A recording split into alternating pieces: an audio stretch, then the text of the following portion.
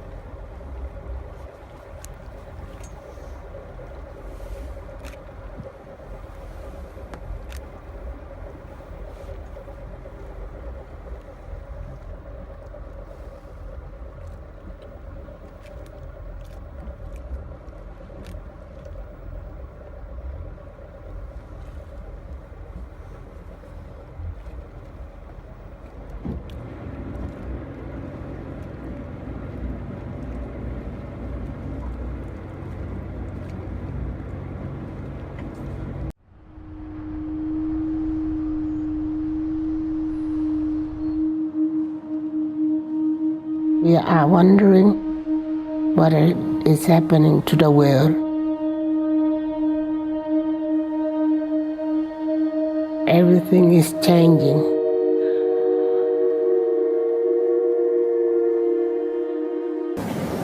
Но это нужно сделать не на словах, а на деле. Уважать интересы других, с уважением относиться, это значит, что, как я уже говорил в своем выступлении, нельзя дожимать, используя свои исключительные положения в экономике там, или где-то в военной сфере. Понимаете, во всем.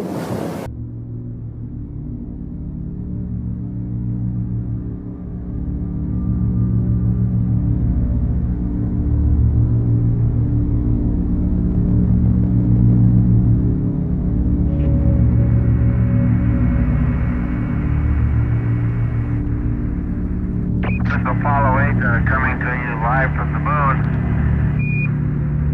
The vast loneliness up here on the moon is awe-inspiring, and it makes you realize just what you have back there on Earth. The Earth from here is a grand oasis in the big vastness of space. Oh my God, look at that picture over there. There's the Earth coming up. Wow, is that pretty? Get a color film, Jim? Hand me a roll of color quick. Oh man, that's great. Where is it? Quick. Oh, I got it right. Oh, that's a beautiful shot.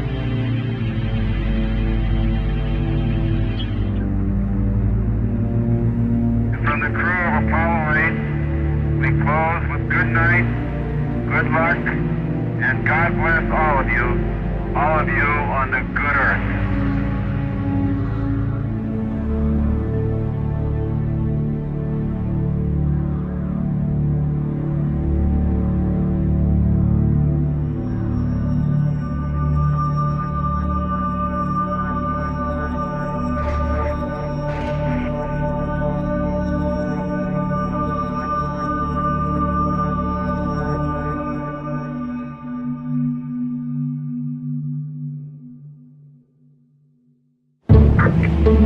Can you hear me? Yeah, I have an emergency. Reply very quickly. We're doing about 5 feet of water. I'm about 17 individuals on the second floor right now. We're going to need to evacuate. Need to out of there. I'm trying to get you guys out. You alright? You okay? There is new and dramatic evidence of what's happening to our world, and tonight we'll look at the impact already being felt. The red flags about extreme weather we've all endured together all across the globe. We are literally engaged in an unprecedented experiment with the one planet that we know of that can support life. We will respond to the threat of climate change, knowing that the failure to do so would betray our children and future generations. The big question mark is the future, of course, and a new kind of normal.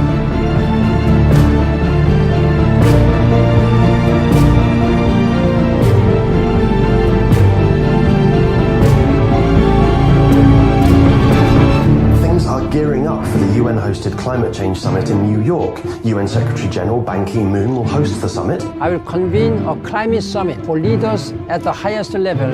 I urge political leaders of the world to prioritize their political energy on climate change. We have to get serious about bringing real commitments to the table for that summit. If things go business as usual, we will not live, we will die.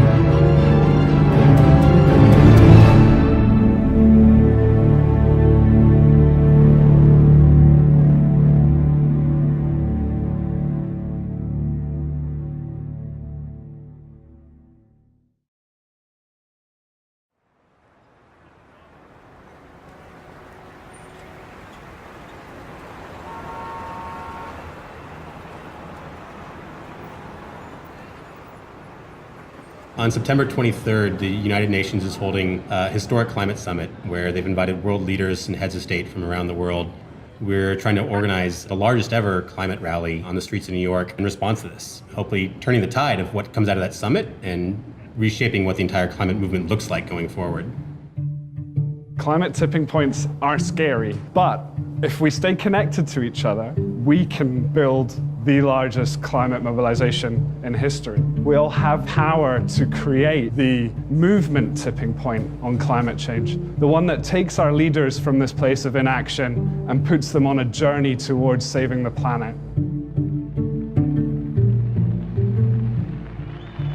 All of the big social movements in history have had people in the streets.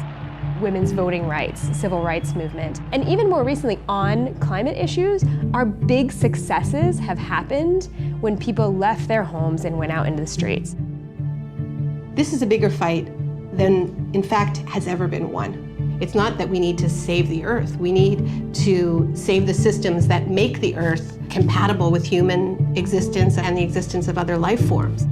This is the fight of our time, but none of us should exactly have to be activists about all this. In a rational world, the fact that scientists had said the worst thing on Earth is happening now, and here's what you can do to stop it, that would have been enough to push our systems into action. Yeah, of all the things that probably get me most upset, it's when people start presenting climate change as if it's something new. The science behind our understanding of man-made climate change is very, very old and very well established. So the task we've taken on is documenting this history to help us understand where we are, how we got here, and how we can change course. Scientists have known for more than 150 years that carbon dioxide was a greenhouse gas. Fourier came up with this notion that there were gases in our atmosphere that allowed sunlight to pass through like a window, but then when sunlight bounced off the Earth's surface, they trapped the heat in, right? So you had now this establishment of what we now call the greenhouse effect. In the 1850s, John Tyndall made laboratory measurements of the absorption of heat radiation by carbon dioxide. And he concluded that if you change the CO2 in the atmosphere, it's going to affect the planetary energy balance. Tyndall was the one who really came along and proved that carbon dioxide was a natural thermostat that helped set our planet's temperature. In the late 1800s, it was the great Swedish chemist Arrhenius who first did the calculations about what would happen as we, as he put it, evaporated our coal mines into the air. But people didn't pay much attention to that in the 20th century because we were too busy figuring out cool new ways to burn fossil fuel. It was only in the late 1950s that we even bothered to measure to see if it was accumulating in the atmosphere. That instrument, which went up on the side of Mauna Loa in Hawaii, is the most important scientific instrument in the world. Beginning in 1959, it found that there was a steadily accumulating amount of CO2 in the atmosphere, the so-called Keeling curve. The Keeling curve is one of the most important pieces of scientific work of the 20th century that shows us that carbon dioxide has been rising continuously and systematically since the Industrial Revolution. Keeling didn't just show that there was an increase in carbon dioxide, he also pinpointed the source. And what Keeling showed so incredibly was that roughly 1 out of every 4 CO2 molecules in our atmosphere today were put there by us. Just a year ago, we passed 400 parts per million of carbon dioxide in the atmosphere. Now, the pre-industrial level was about 280 parts per million. So human society in the industrial era has raised the level of CO2 in the atmosphere by about 40%, and many people fear that before we're done, we're going to double it or even triple it. We're pumping CO2 into the atmosphere at a speed which we have never seen before in modern human history. We are absolutely racing into uncharted territory. In our lifetime, human beings left behind the Holocene, this 10,000-year period of benign climatic stability that coincides with the rise of human civilization. We have crossed a great threshold, and we stand on the edge of others. I remember when the Weather Channel was this kind of like nice, sleepy little station. Now it's like a horror show. The climate is being disrupted. That's not for next year or 1,000 years from now. That's happening right now. What all climate scientists will agree on is that the entire atmosphere has changed. All the atmospheric dynamics have changed. So every event that happens now is in the context of climate change, is different from how it would have been.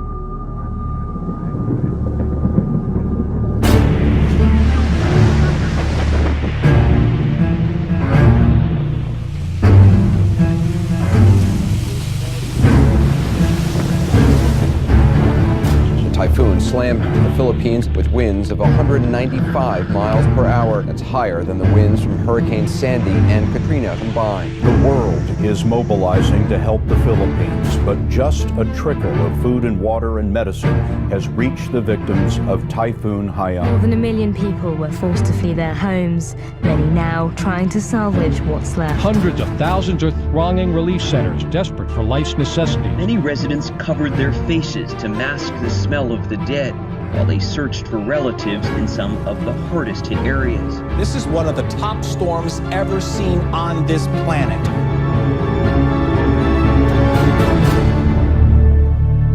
Mr. President, Your Excellency, what my country is going through as a result of this extreme climate event is madness. Super Typhoon Haiyan made landfall in my own family's hometown. And the devastation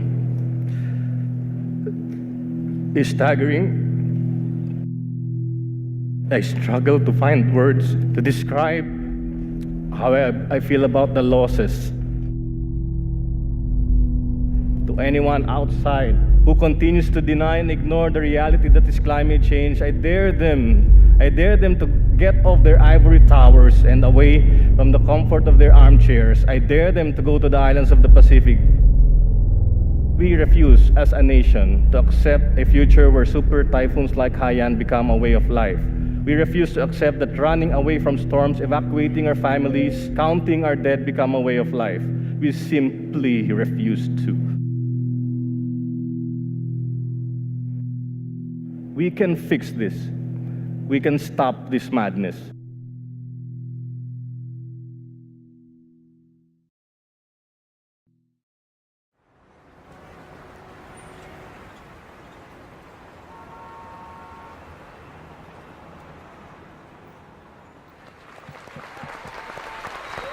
Hello, hello, hello. All right, folks, we know why we're here.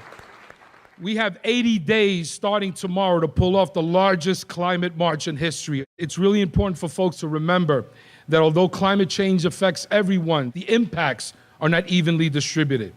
And we're asking each one of these breakout groups, prioritize people of color, folks, because this is real, it's disproportionate, and it's time to bring it.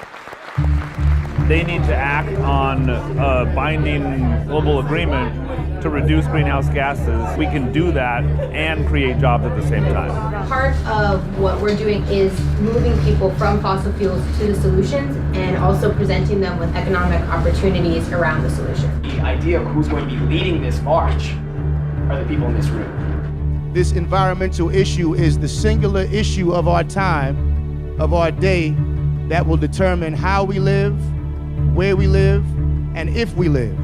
The most important tool that we have is our people power.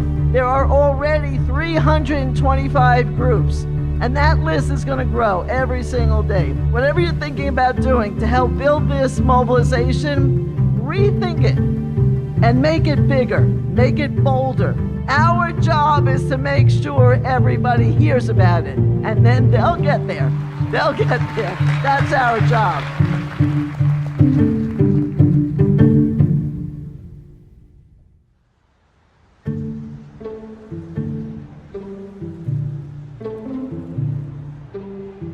In 1982, the UN convened a first special session on nuclear disarmament. And we came together and said, when the representatives of governments all around the world gather in New York City at the UN, we need to be on the streets making our voice heard. New York City's anti-nuclear demonstration turned out to be the biggest political demonstration in U.S. history.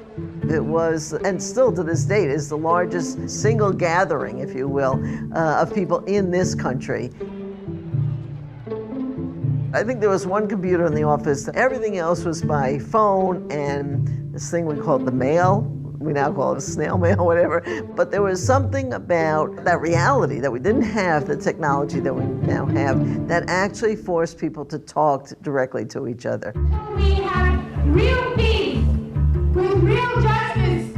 We will not go home and be quiet. We will go home and organize. One of the really interesting things about that demonstration is that some 600 local groups were formed, and many of those groups lasted for years afterwards.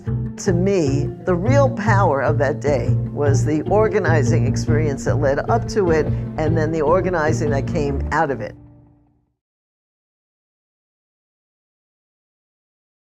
Some experts are saying now that the whole world is heating up because of a global greenhouse effect.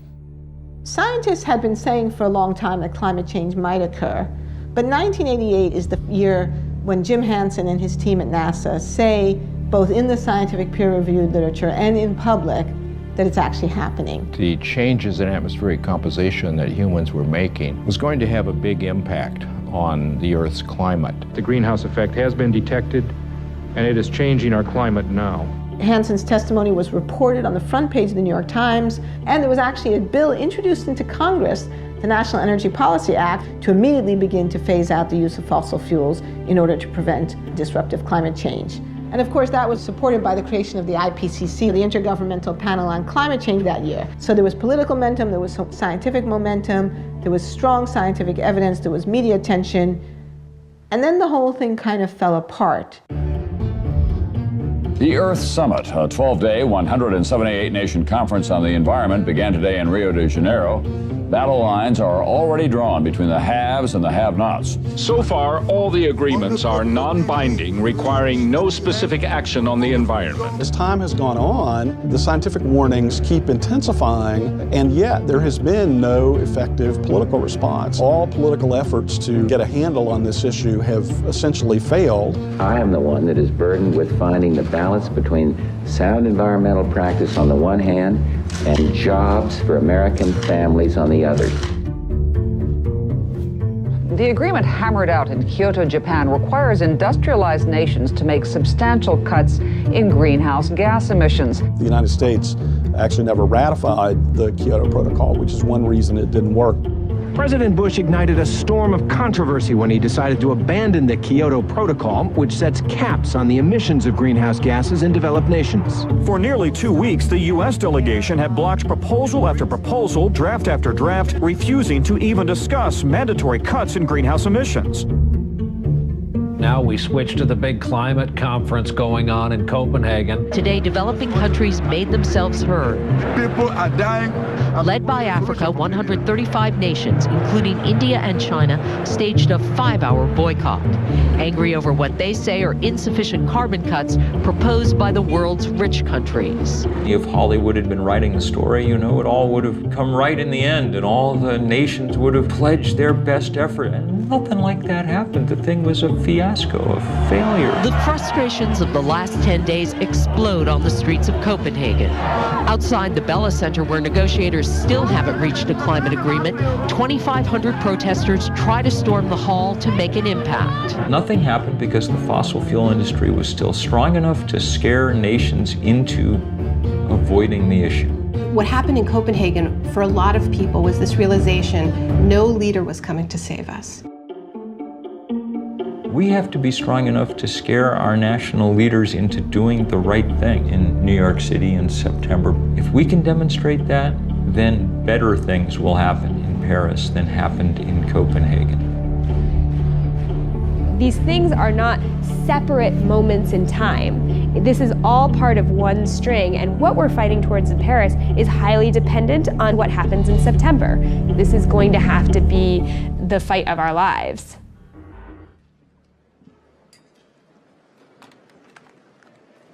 Welcome to this press conference to present the report of IPCC Working Group 3 on mitigation of climate change. If we really want to bring about a limitation of temperature increase to no more than 2 degrees Celsius, there is then the need for an unprecedented level of international cooperation.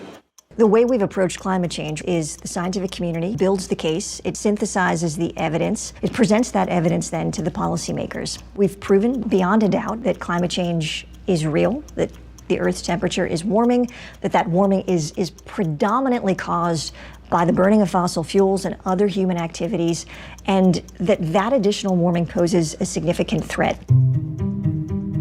What the policymaking community did was they came up with a definition of what they called dangerous human interference.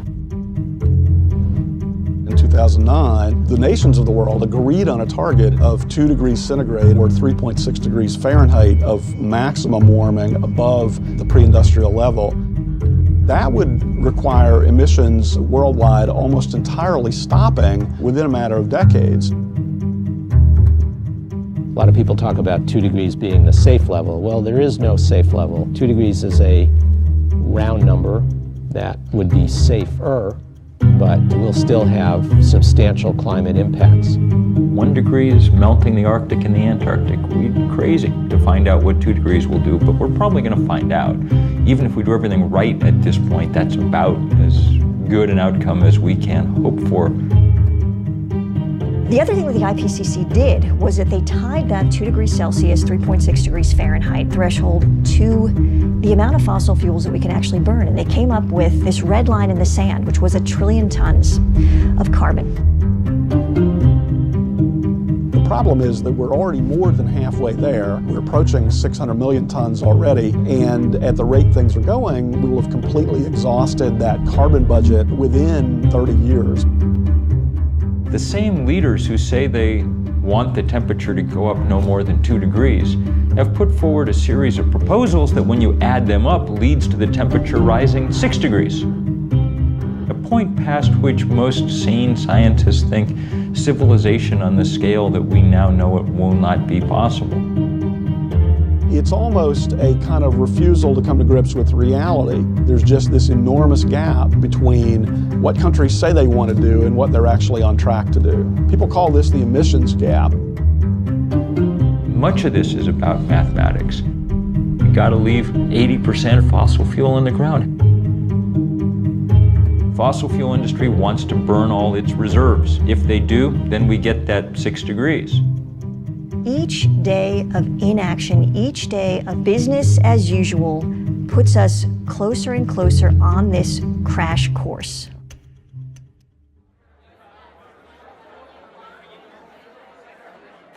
We're 2 months out from this demo. Obviously, we all know in this room a tremendous amount of work is happening every day, getting the word out, organizing people, mobilizing people. At this point, every day counts.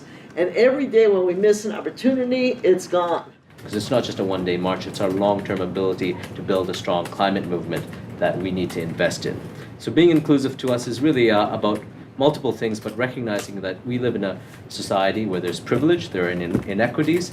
In order to address the climate crisis, we have to first address those inequities. That will allow us to then bring a movement strong enough to address the global ecological crisis. If you think for a second about this, there was this just layer of stuff under the ground, got put there at a specific time in a specific way, and it just captured millennia of solar energy. And we just happened upon it. It's like if you were just walking around and then like, oh, you put something in the ground, there's just millions of dollar bills down there. You're just like pulling them out. Everything about what we do and who we are and how we live is dependent upon the fact that we just found this stuff sitting there. And that stuff said, oh, you don't have to have everyone working in the fields all the time. You can have cities, you can have cars, you can have iPhones. And the way I view it is, as incredible as that stuff is, we've been paying this price on it the whole time, right? And there's this clock running. The classic market failure is negative environmental externalities. That's just jargon for you're not paying the full costs of the fossil fuels that you burn. The racket that the fossil fuel industry has run is to take costs of its product and export them to the public. Think about, the litany of impacts from sea level rise, ocean acidification, the collapse of ecosystems that we rely on for food, water availability. These things are really expensive. When you have huge wildfires, it costs a lot of money. All of those costs are being dumped onto us as a society and not being paid by people who are polluting. These big, massive polluters get to dump megatons of carbon in the atmosphere for free. You can't pollute for free. If you litter, you get a fine. That makes coal and oil and other fossil fuels more competitive against solar and wind and other sources than they deserve to be. Behind the environmental problems that carbon pollution causes and behind the economic problems is a political problem that a very small group of very powerful special interests have exerted very rough control over the political establishment. We're up against the fossil fuel lobby that has complete access to the political class and the ability to bribe through legal means and blackmail through the use of attack ads and so on. Even people who oppose them have trouble opposing them too strongly because they're in some ways economically dependent on them. Right now, we have a monopoly control by big carbon polluters. They grant themselves subsidy after subsidy. Think about this. How much money does the Pentagon spend helping big private oil companies get their for-profit products from the Middle East here? About half the Pentagon's budget is just helping Chevron and Shell and Exxon get their for-profit product here. What if they had to pay for that service? How much would gas cost then? Plus, they also get all kind of tax breaks and other kind of loopholes. They're in a system based on a grow or die ethic. But rather than respond to the climate crisis by scaling back, they're doubling down through fracking, through tar sands oil, through coal exports, mountaintop removal. They have become more brazen. It's a rogue industry. It's an industry whose business plan is followed to the letter will wreck the planet. Once you know that, then you know that these are now illegitimate business plans. We have to figure out how to disassociate ourselves with them. And that is beginning to happen all over the world.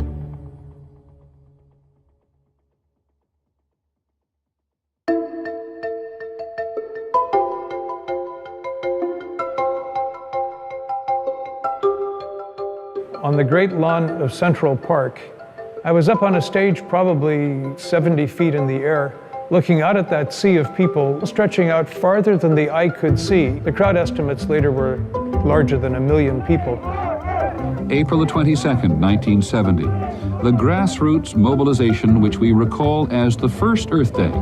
20 million Americans called away from their jobs and their classes into the streets of their communities. When Nixon was looking at television at these huge crowds in city after city after city across the country, he apparently muttered to Ehrlichman, man, a lot of those people have got to be Republican. And Republicans needed him to do something for them on this issue, he felt, and it was Nixon, arguably one of the most anti-environmental presidents in American history, who felt compelled to sign the Clean Air Act.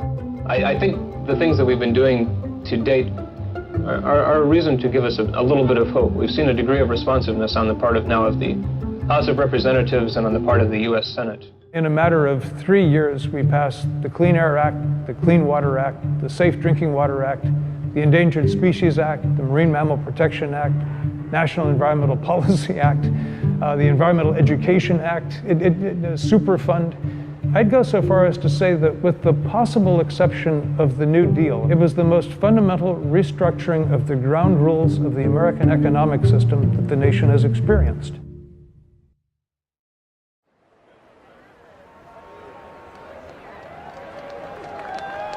All right, folks, we are 50 days away from the largest climate march in history. Are y'all ready? Yeah! This is not just about the environment. It's about the community. It's about public health. It's about jobs. It's about justice. It was labor that got this city up and moving. Yes. Yes. And it'll be labor that continues to move this city. We are the community. Are we not the community? Yeah. For our people who have been at the front line, not being able to breathe, suffering from asthma, upper respiratory, pulmonary disease, cancer clusters because of environmental racism. Climate change exacerbates every kind of social injustice that faith communities have fought against for thousands of years. And we will not stop marching and praying and acting until we have a strong climate treaty. We got a movement, brothers and sisters, and we got to stay together. So join us on the 21st to march and send that signal to the United Nations. The people united will never be defeated. The people unidos jamás serán vencidos. It's only by accident that we even think of climate change as an environmental issue. You could just as easily think of it as another example of what happens in an unequal society. The people who've contributed the least to climate change and who've benefited the least from the use of fossil fuel are the first people to feel the effects. People in the poorest parts of the world suffer enormously already and will suffer enormously more as the century wears on. Climate disruption is a social justice issue. Who gets hit first and worst every time there's one of these weather disasters? It's low-income people, it's people of color, it's people who can't get out of harm's way, and people who can't bounce back easily because they don't have the money or the social standing or the political connections. Our communities are disproportionately impacted. We're all seeing that it's the indigenous people, the people of color, the low-income people who have historically suffered the burden of so many other politically driven crises. There are so many countries that have been systematically plundered over hundreds of years, and this is often described as an ecological debt, climate debt. The whole idea that there are disposable places was always a racist idea, the idea of sacrifice zones, just treating people in places like garbage. The place where it's hardest for it to sink in is in the suburban United States. We're insulated against the natural world. That's what the suburbs really are, a way of making you not notice the natural world very much. And we're insulated in those places by wealth. At least we think we are.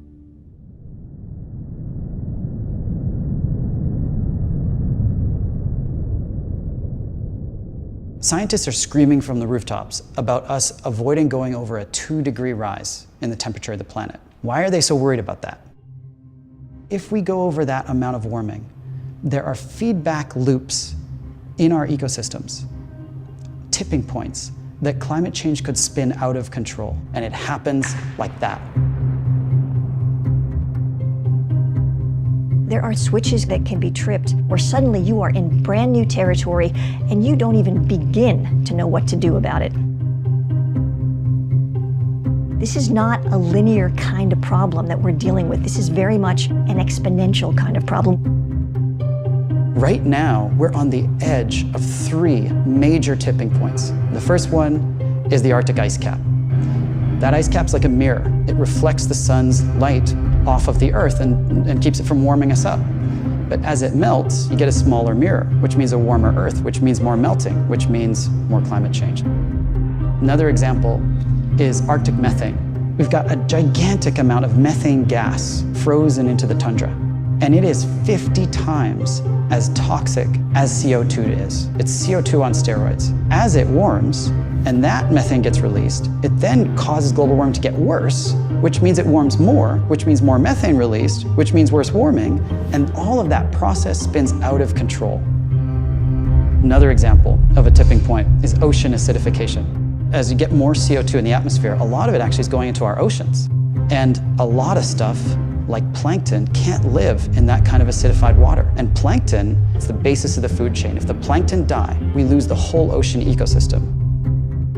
These kinds of feedback loops and tipping points are what keep me up at night, that we will hit one before we're able to turn things around. Even if we went cold turkey today because of the time lags in our climate system, we've already signed up for things that we can't see yet. We live in a razor-thin livable universe. Just a few kilometers below my feet, it's too hot to live. Just a few kilometers above my head, the air is too thin to breathe. It's not about a few more droughts and a few more storms. It's about a catastrophic shift in this fragile balance of our biosphere that threatens everything we love.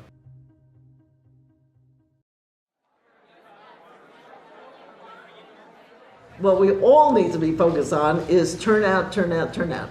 Youth, is there somebody that wants to do an update from youth, Armando? So just a quick list of things I wanted to go over. Obviously, a lot of the folks who are working on the youth stuff are at the Climate Justice Youth Leadership Summit. There's a lot of organizing going on right now there for the People's Climate March. So a lot of people who may not have been plugged in already are getting informed about it, and the people who already are informed about it are getting even more people fired up about it.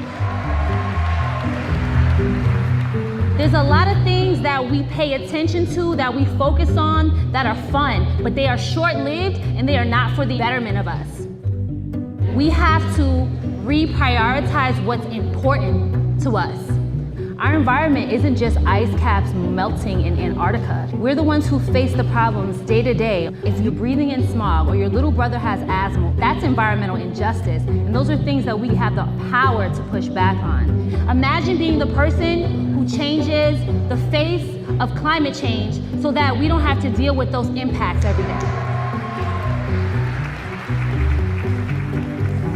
So on September 21st, we're gonna march for climate justice. So who's with us? Come on,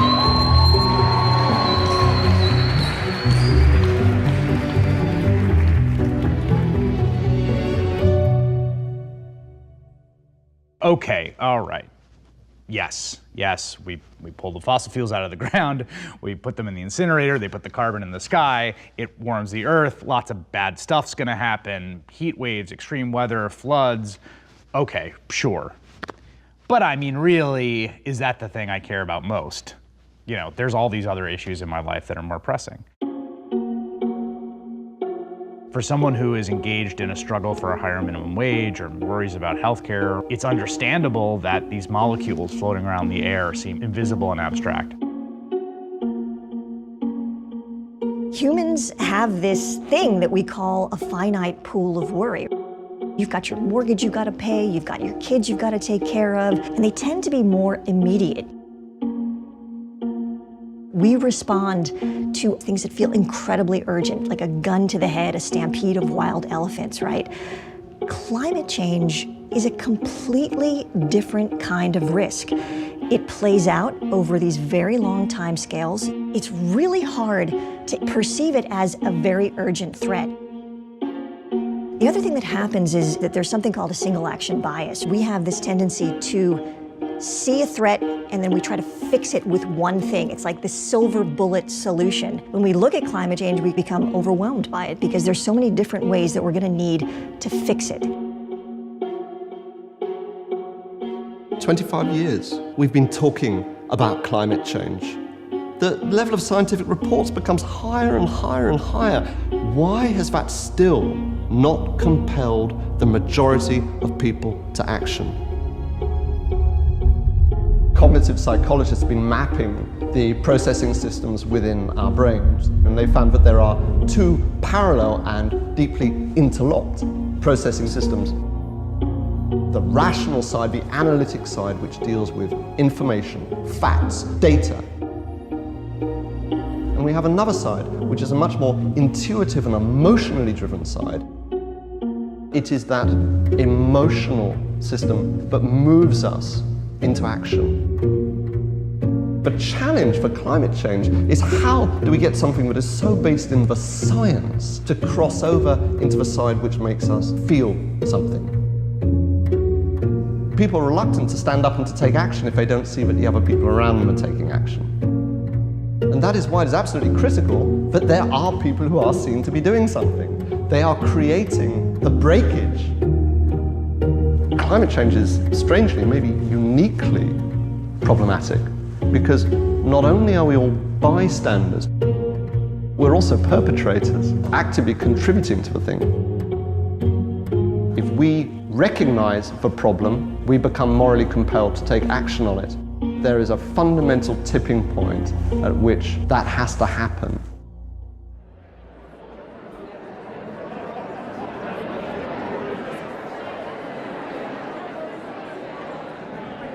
Change doesn't happen because people decide to stay home and click like on Facebook. Change happens because people like you and I decide to get involved.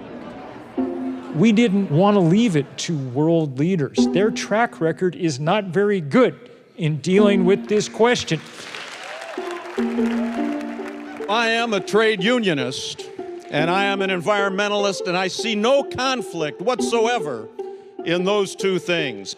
It's in our core self-interest as a trade union movement to help build the path to a sustainable future and get on the right side of the climate change issue sooner rather than later.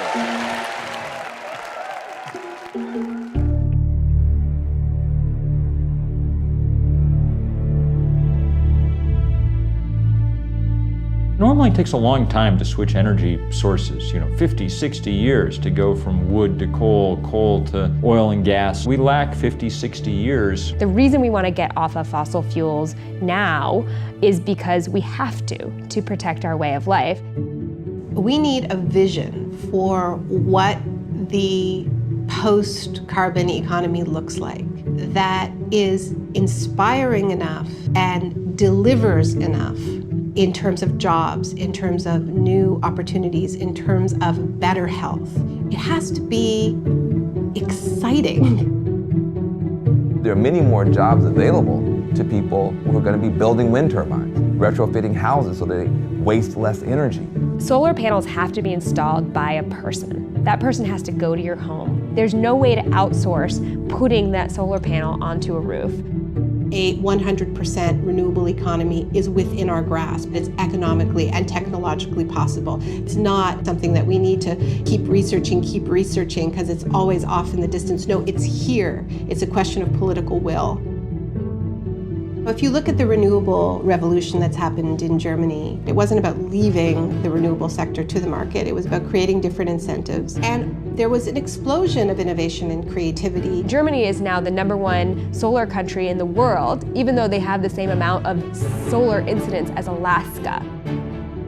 Can we do it? Can we take the power that has been highly centralized and highly focused and controlled by very few hands, and it is not an accident that very few hands controlling power in the sense of electricity leads to very few hands controlling power in the sense of political power. We are going to try a global experiment that is going to be the most difficult thing human beings have ever done, which is to rip those two apart, which means we are democratizing power in both senses of the word. The real question is, are we gonna scrape the bottom of the barrel for the last polycarbons on Earth to burn them too? Or can we actually show some restraint, which we ask our children to do? Don't eat the last 17 marshmallows. Could you just show some restraint and choose a wiser course? A Canadian company called TransCanada wants to build the Keystone XL pipeline. The $13 billion system would carry crude oil from the so-called tar sands region in Alberta to Houston, Texas for refining. The Keystone XL pipeline has become a huge focus of controversy. Tar sands oil is particularly dirty, it's particularly carbon intensive. An estimated 2,000 environmental activists from across the continent plan to gather in Washington, D.C. to launch a 2-week protest. It has become a symbol to both sides in this debate, where the people who want further development of fossil fuels see getting Keystone through as core to their strategy, and on the other side, the climate activists see it as a symbolic fight that they have to win. I'm here as a Nebraska citizen and landowner. I am on the advisory board of the Center for Health and the Global Environment at Harvard Medical School. I'm an evangelical Christian. I'm a proud member of the Transport Workers Union of America. You know what's so fascinating about this whole Keystone thing is that was supposed to be a wedge, and instead it's been turned upside down. Now it's actually a base that is lining up constituency after constituency. Today we act! Today we send a message to them and everybody else. We are taking back our futures! Something extraordinary and unexpected has backfired out of the ambition of the fossil fuel companies. They've built a movement by mistake. If you are going to be risking arrest, you're going to be lining up over here. One of the tools that came into play was peaceful civil disobedience to show the moral urgency of these problems, that this was the crisis of our time. I saw a story in one of the trade publications, the oil industry, not long ago, and they said, we're never going to get to build another pipeline in peace again. And I hope they're right.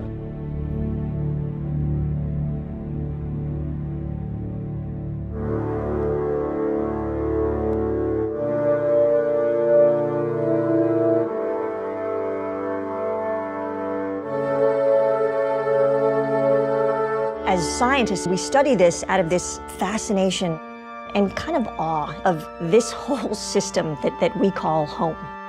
We are on this planet that is so perfectly built to sustain life.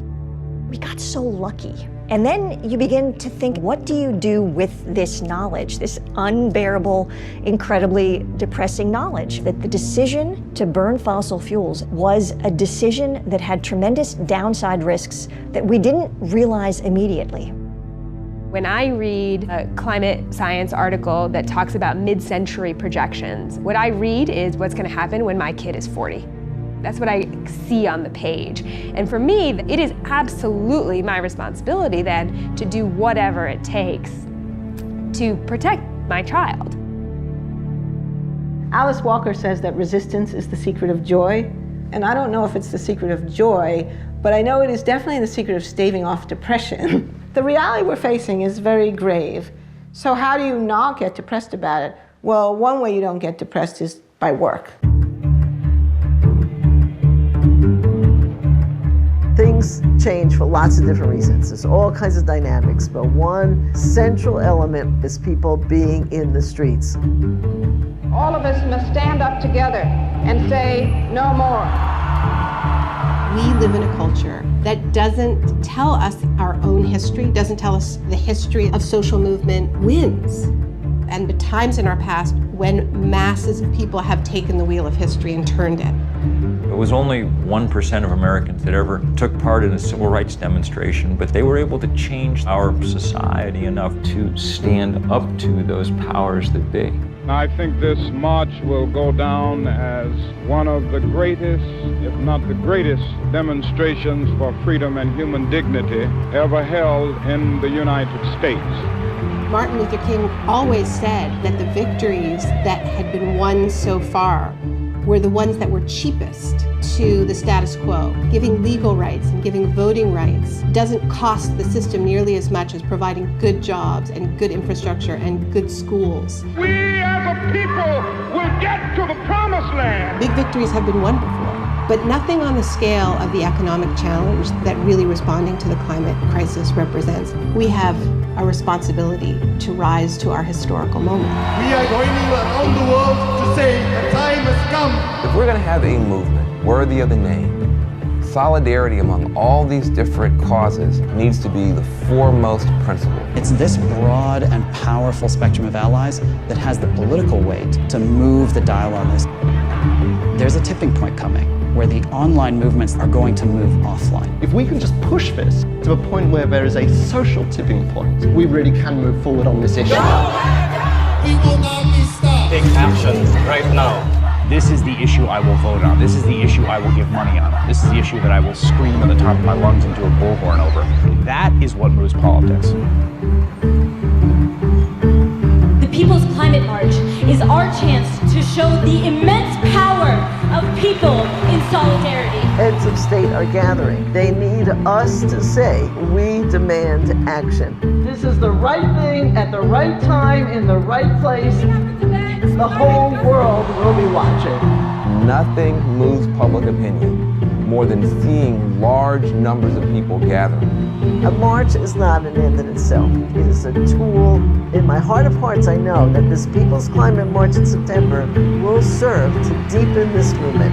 I will be there in New York, September 21st. There is no replacement, even in the digital age, for human bodies next to each other, standing as one, hearts beating as one, voices raised as one, making a political demand.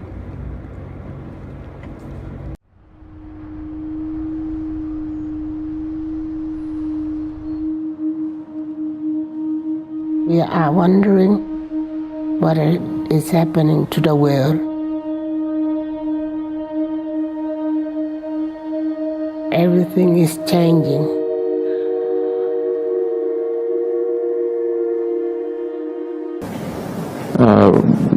Но это нужно сделать не на словах, а на деле. Уважать интересы других, с уважением относиться, это значит, что,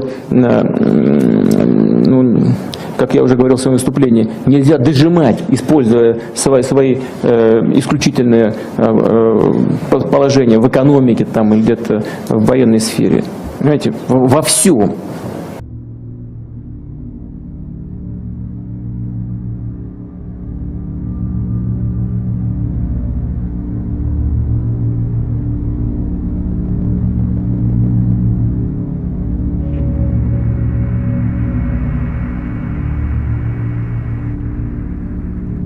Apollo 8 coming to you live from the moon. The vast loneliness up here on the moon is awe-inspiring, and it makes you realize just what you have back there on Earth. The Earth from here is a grand oasis of the big vastness of space. Oh my God, look at that picture over there. There's the Earth coming up. Wow, that's pretty. That can support life. We will respond to the threat of climate change, knowing that the failure to do so would betray our children and future generations. The big question mark is the future, of course, and a new kind of normal.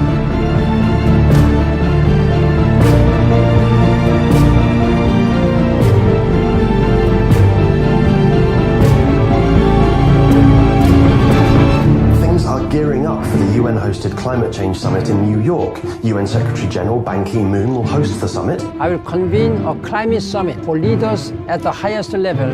I urge political leaders of the world to prioritize their political energy on climate change. We have to get serious about bringing real commitments to the table for that summit. If things go business as usual, we will not live, we will die.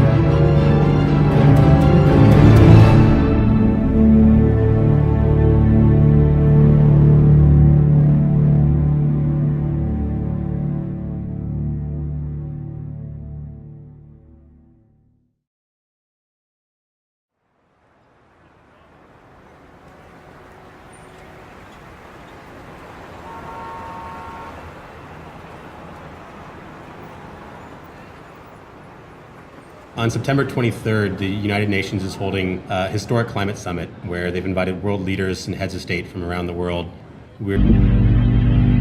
Get a color film, Jim? Hand me a roll of color quick. Oh, man, that's great. Where is it? Quick. Oh, I got it right. Oh, that's a beautiful shot.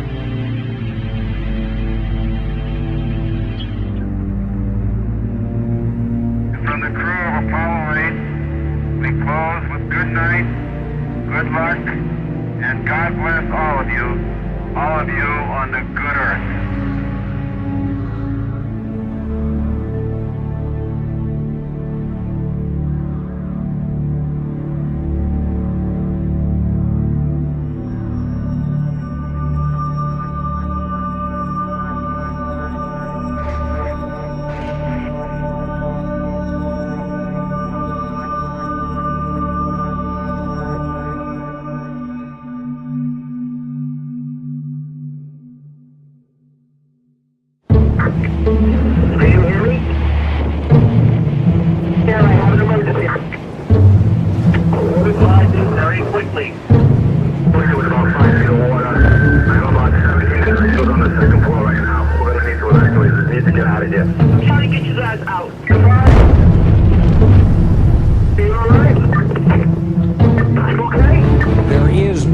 Dramatic evidence of what's happening to our world, and tonight we'll look at the impact already being felt. The red flags about extreme weather we've all endured together all across the globe. We are literally engaged in an unprecedented experiment with the one planet that we know of.